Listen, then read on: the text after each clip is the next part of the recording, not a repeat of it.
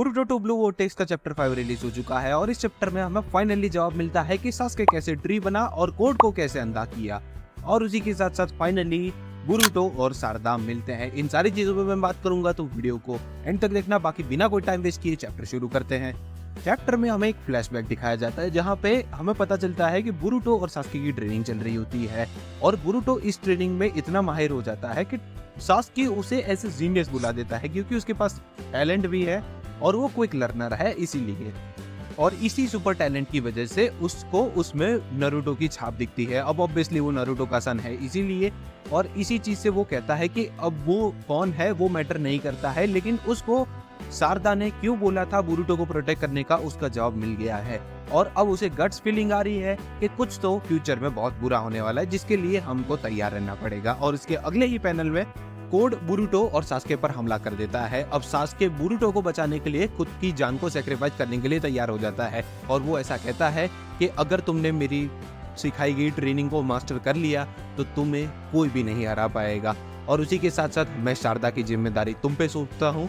और वो कोड के ऊपर हमला कर देता है। कोड काउंटर अटैक करता है, हमें एक जंप कट देखने को मिलता है और अगले मंगा पैनल में बैटल एंड हो चुका है, सास्के ट्री में बदल चुका है और बोरुटो सास्के की स्वॉर्ड ले लेता है और वो वादा करता है कि वो इन सारी प्रॉब्लम्स को सॉल्व करेगा। फिर सीन शिफ्ट होता है कोनोहा में जहाँ पे हमें एक और डिवाइन ट्री दिखाया जाता है जिसमें एक लड़की फंसी हुई थी जो सिमिलरली प्रीवियस चैप्टर में जो फीमेल शिंजू दिखी थी उसकी तरह होती है और ये लड़की का नाम है मोएगी। अब ये मोएगी तुम पूछोगे कौन है कैरेक्टर, तो तुमने नारुतो में कोनोहामारू की टीम में जो लड़की दिखी थी ये वही है। स्पीकिंग ऑफ शिंजूस, चैप्टर में हमें शिंजू से रिलेटेड बहुत बड़ी इंफॉर्मेशन मिली है। पहले तो इन सारे शिंजूस का हमें नाम पता चल गया जिसमें मोएगी जैसी दिखने वाली का नाम है मात्सुरी, जिगेन जैसे दिखने वाले का नाम है जूरा और सास्के जैसे दिखने वाले का नाम है हिदारी। और जो बग जैसा दिखने वाला है उसका अभी तक कोई नाम नहीं रिवील हुआ है। खैर ये इंपॉर्टेंट नहीं है, इंपॉर्टेंट ये है इन सारे शिंजूस का एक पर्सनल टारगेट है और उसमें से भी सबसे इंटरेस्टिंग बात ये है कि जूरा का पर्सनल टारगेट है नारुतो उज़ुमाकी, जिसके बारे में वो चैप्टर में बताता है।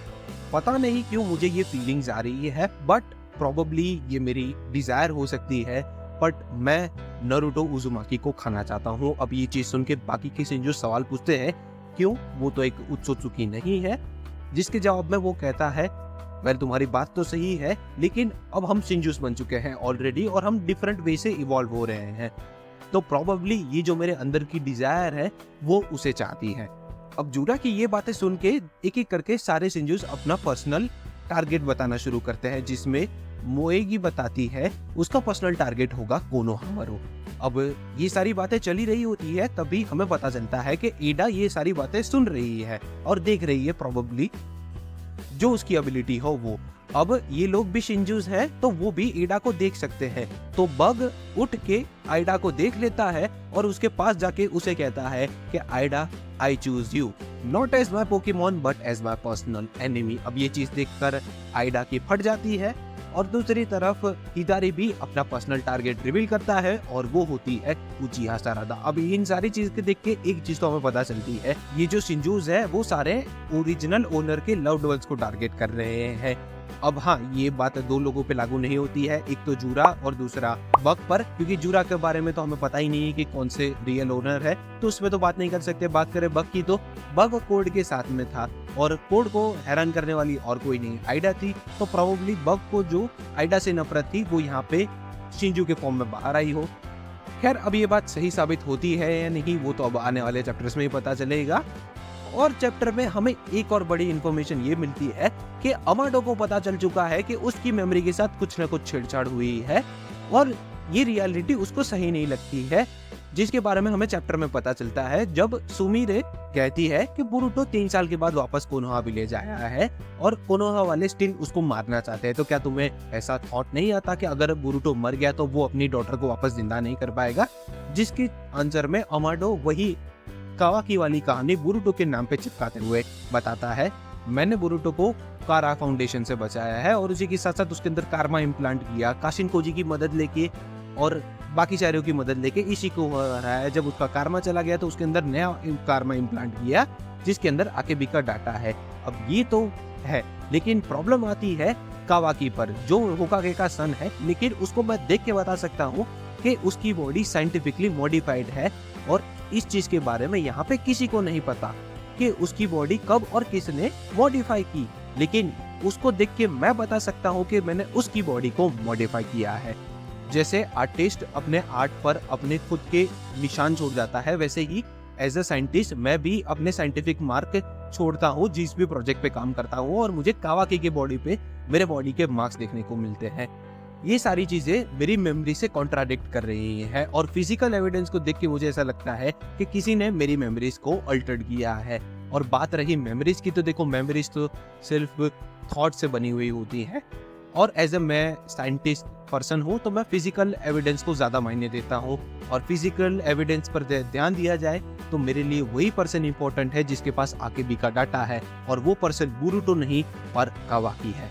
अगले मांगा पेज में हमें पता चलता है कि ये जितनी भी बातें थी वो सब साई और शिकामारू ने सुन ली है, और इस चीज पर शिकामारू के पास कोई जवाब नहीं है। अगले मांगा पेज में लेबोरेटरी में जो भी इंसिडेंट हुआ वो सुमिरे ये सारी बातें शारदा को बताती है। तभी शारदा सवाल खड़ा कर दी है कि हमारे पास फिजिकल एविडेंस में फोटो है, फैमिली फोटो जिसमें बोरुतो होकागे का सन है, तभी भी स्टिल यहाँ पे लोग क्यों सोच रहे हैं कि कावाकी होकागे का सन है।